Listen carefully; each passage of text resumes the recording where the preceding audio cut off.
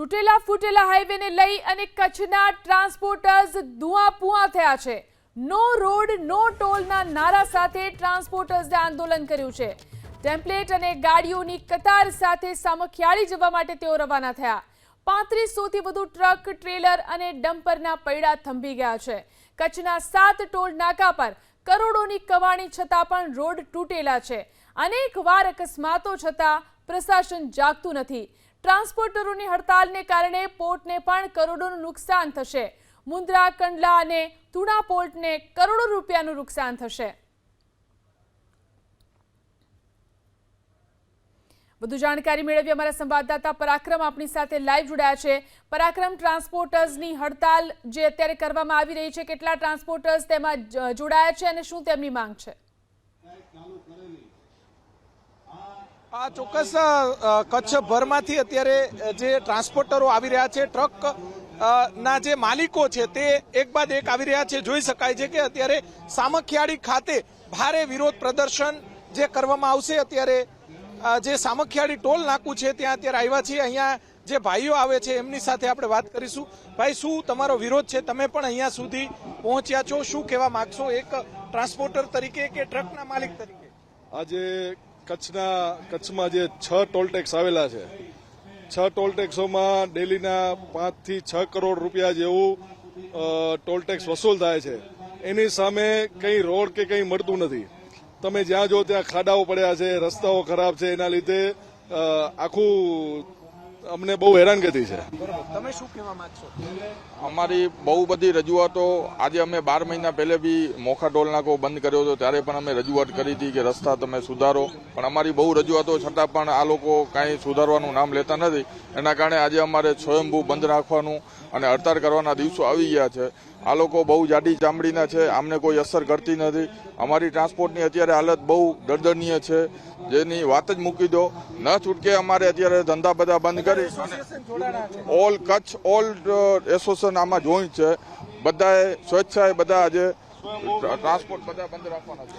એટલે અમારું national highway ને એ જ રિક્વેસ્ટ છે કે તમે આટલા ટોલ ટેક્સ વસૂલો છો, એના સામે રોડ આપો। અમને ટોલ ટેક્સ કે ભરવામાં કંઈ વાંધો નથી, સામે રોડ આપો। હું એમ કહેવા માંગુ છું કે નેશનલ હાઈવે રોડના લગભગ કચ્છની અંદર 4 કરોડ રૂપિયા ટોલ ટેક્સ ઉઘરાવે છે। તેમ છતાં અહીંયાથી રાધનપુર સુધી જઈએ તો જે આપણને 3 થી 4 કલાકમાં જતા હતા, અત્યારે કમસે કમ 15 થી 16 કલાક લાગે છે। હા, 15-16 કલાક રોડ ક્યાંય એક જગ્યાએ પણ તમને અડધો કિલોમીટરની અંદર તમને ક્યાંય એવો સારો રોડ મળતો નથી। એના કારણે એટલી તકલીફ પડી રહી છે। અમારા ટાયર ફાટે છે, ટ્યુબ ફાટે છે, ડીઝલનો વ્યય થાય રહ્યો, કરોડો રૂપિયાનું ટ્રાફિક જામ। રાજકોટથી આવતા હતા, ટ્રાફિક જામ માળિયા પાસે। હું કાલે પોતે ત્યાં રાધનપુરથી આવ્યો છું, મને કાલે આવતા 13 કલાક લાગ્યા અહીંયા આવતા દેશનું ફર્સ્ટ નંબરનું પોર્ટ કંડલા પોર્ટ લાસ્ટ 48 કલાકથી લોડિંગ અનલોડિંગ બધું સ્ટોપ થઈ ગયું છે। મેન એનો રસ્તો મેન છે, ત્યાં ટ્રાફિક જામના કારણે કોઈ બી ગાડી 48 કલાક થઈ ગયા, હજી સુધી કોઈ ગાડી આવ જાવ કરી શકતી નથી। બધું મુવમેન્ટ સ્ટોપ થઈ ગયું છે ટ્રાફિકના જામના કારણે। ચોક્કસ નેશનલ હાઈવે ઓથોરિટી અને કેન્દ્ર સરકારે ગંભીરતા લેવી જોઈએ। અહીંયા મોટી સંખ્યામાં ટ્રાન્સપોર્ટરો, ટ્રક એસોસિએશનના જે હોદ્દેદારો છે તે અત્યારે ઉપસ્થિત છે। બોલો, આમાં એની અંદર એક સૌથી મોટો માનહાની આપણે જાનહાની થાય છે અહીંયા આગળ, અને એનો તમામ જે પણ છે ને એનો દોષ ગાડીવાળા ઉપર આવે છે। ડ્રાઈવર અંદર જેલની અંદર જાય છે, માલિકની ગાડી ઊભી રહે છે। આ બધું ટોટલ તમામ જવાબદારી નેશનલ હાઈવેની છે।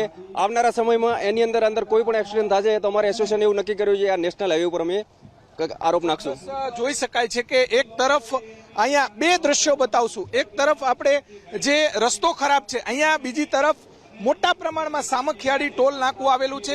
સુરજબારીનું જે ટોલ નાકું આવેલું છે ત્યાં મોટા પ્રમાણમાં જે ટોલ ટેક્સ ઉઘરાવવામાં આવે છે। અંદાજિત કચ્છમાંથી 4 કરોડ રૂપિયા રોજના ટોલ ટેક્સ જે છે તે ઉઘરાવવામાં આવે છે તેવું જે અહીંયાના સ્થાનિક લોકો છે તેમનું કહેવું છે। જોઈ શકાય છે કે અહીંયા મોટી સંખ્યામાં એક સભાનું આયોજન કરવામાં આવ્યું છે, ચુસ્ત પોલીસ બંદોબસ્ત વચ્ચે।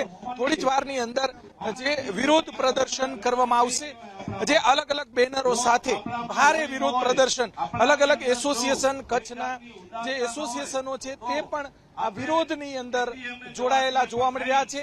અલગ અલગ બેનરો સાથે ભારે વિરોધ પ્રદર્શન જોઈ શકાય છે કે તમામ ટ્રક માલિકો, ટ્રાન્સપોર્ટ એસોસિએશન અને જે ટ્રાન્સપોર્ટ ઉદ્યોગ સાથે જોડાયેલા અલગ અલગ વેપારી સંગઠનો છે તેમના દ્વારા પણ વિરોધ પ્રદર્શન છે. હજી પણ ટ્રાન્સપોર્ટરો આવી રહ્યા છે. અંદરની તરફ મોટી સંખ્યામાં જે અલગ અલગ કચ્છના જે તાલુકા છે, ગ્રામ્ય વિસ્તાર છે, ત્યાંથી એક બાદ એક લોકો આવી રહ્યા છે. હજી પણ દૂર દૂર સુધી જોઈ શકાય છે કે લોકો જે આગળની તરફ કાર કે પોતાના વાહનો રાખીને અત્યારે આવી રહ્યા છે. જોઈ શકાય છે કે આગામી દિવસોની અંદર આંદોલન ઉગ્ર બને. તમારી શું માંગ છે ભાઈ? એક ટ્રક માલિક છો કે શું છો? હું ટ્રક માલિક છું અને અમે કટાડી ગયા છીએ મિત્રો. અમે અત્યારે આ સરકારમાં અમારો કોઈ માનતો નથી. અમે 12 મહિને પહેલા અમે મુન્દ્રા એક આંદોલન કર્યો તો આપણે ગાંધીધામ એસોસિએશન તરફથી, અને હું રત્નાલથી આવું છું. અમે ગાડી માલિક છે. અમને બહુ અત્યારે કાલે રત્નાલ કચ્છથી કાલે 8 કલાક ગાંધીધામમાં ટ્રાફિક હતી. કોઈ કહેવા વાળો નથી. પરમ દિવસ એક ગાડી પલટી મારી ગઈ, ખાડામાં પડવાથી ગાડી પલટી મારી ગઈ. એના બદલે 9 કલાક ટ્રાફિક થઈ ગઈ હતી પરમ દિવસ ગાંધીધામ કંડલા રોડ. મિત્રો, આ રસ્તામાં આ જ ટોલ નાકો છે તો આનો જે ચાલુ થયો તે વખતે 95 રૂપિયા ટોલ હતો, આજે 500 થયો છે. પણ રોડની હાલત ય નહીં. હોદ્દેદારો આવે છે, આપણે એમની સાથે પણ વાત કરવાનો જે પ્રયાસ કરીશું. ભાઈ, શેનો વિરોધ પ્રદર્શન છે આજે? તમે અહીંયા મોટી સંખ્યામાં બધા ભેગા થયા છો, શું કહેવા માંગશો અને કઈ રીતે વિરોધ કરશો? हम गवर्नमेंट से सिर्फ एक ही डिमांड करना चाहते हैं कि अगर के रोड सही नहीं है तो टोल नहीं देंगे. अच्छा, वो आपका आंदोलन है? जी बिल्कुल. अच्छा, और किस तरह से विरोध करेंगे और क्या स्थिति है पहले ये बताओ. कच्छ स्वैच्छिक बंद किया है. हम गवर्नमेंट को कोई भी रेवेन्यू नहीं देंगे, सारी गाड़ियां खड़ी हो जाएंगी. सारे एसोसिएशन मिलकर ये डिसीजन लिए हैं. अच्छा, कौन कौन से एसोसिएशन जुड़े हुए हैं? कच्छ के सारे एसोसिएशन, चाहे वो टैंकर एसोसिएशन हो या कंटेनर वाले हो या डंपर वाले हों. अच्छा, रोड की क्या हालत है अब बताइए आप. रोड की हालत ये है कि 2 दिन से कंडला में कंटेनर पलटी हुआ था. 24 घंटे का जाम लगा था. गवर्नमेंट ने कोई भी सपोर्ट नहीं किया है. 18 घंटे ड्राइवर जो है बिना खाए पिए 16 किलोमीटर का सफर तय किए हैं. तो गवर्नमेंट क्या कर रही है उसके लिए वो हम जानना चाहते हैं. और विरोध यथावत रहेगा? बिल्कुल रहेगा. जब तक कोई निष्कर्ष नहीं आएगा को विरोध ऐसे ही चलता रहेगा. તમે શું કહેવા માંગશો ભાઈ? સાહેબ, હું એ જ કહેવા માંગીશ કે આટલા રોડ ખરાબ છે, ખાડા બહુ છે, બહુ તકલીફ પડે છે ડિસ્ટન્સ છે આપણે કરવામાં. કેમ કે ડ્રાઈવરોને આટલી તકલીફ પડે છે જવામાં. મતલબ આટલું અરે કેલાભાઈ આપ બસ ભારે. હા, બોલો બોલો બોલો સવાલ પૂછતા હો તમે. સવાલ પૂછો તમે. હા, શું વિરોધ તમારો શું છે અને રોડની હાલત કેવી છે એ કહો. અત્યારે તમે જુઓ તો સમગ્ર કચ્છમાં સુરરબારીથી કરી અને નારાયણ સરોવર સુધી બહુથી બદતર અદી હાલત છે રોડની. ટોટલ કચ્છના 8 થી 10 ટોલ નાકા ઉપર વાર્ષિક 2 થી 3 હજાર કરોડનું અમે ટોલ ટેક્સ ચૂકવીએ છીએ. તે છતાં અમારે ખાડાનું સામનું કરવો પડે છે. એનું બી અમને કાંઈ નથી. પણ ખાડાને કારણે કેટલીક મહામૂલી જિંદગીઓ વ્યર્થ થઈ જાય છે.